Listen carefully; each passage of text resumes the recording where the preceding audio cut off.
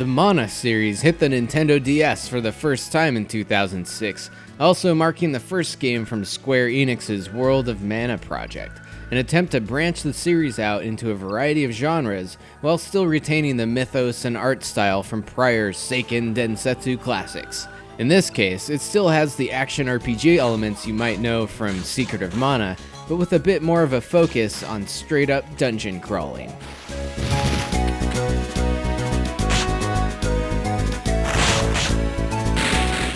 From the start, you can choose from 4 different heroes, each with their own attributes that basically range from the scrawny mage to a brutish rabbit cat warrior dude.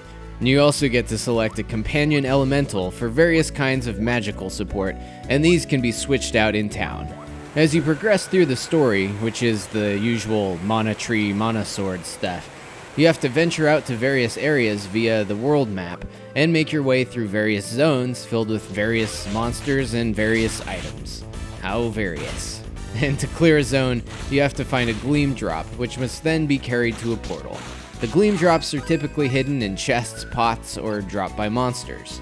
Combat is in real time and is your pretty standard hack and slash fare. You can acquire up to 4 different kinds of weapons, the sword, flail, bow, and hammer, and each have their own special attacks as well. The ring menu system sees a return here, and it allows you to switch around quite easily. You can also assign 2 weapons at once to different buttons.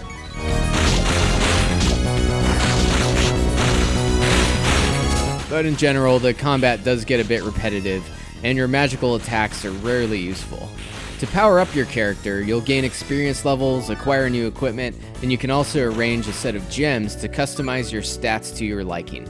New gems can also be fused together at the shop for more powerful combinations of attributes.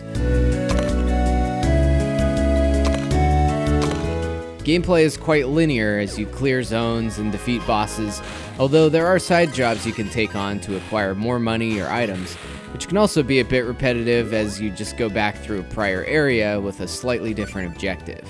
But even though there are lots of repetitive things about the gameplay, that's not to say that it isn't addictive either.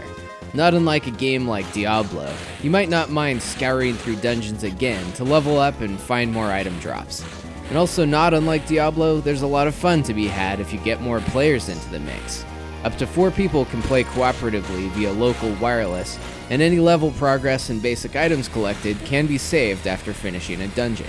Only the host will be able to progress through the story objectives, but you can still have a pretty good time hacking and slashing away with your buddies. But Children of Mana can be a hit or miss game depending on your tastes.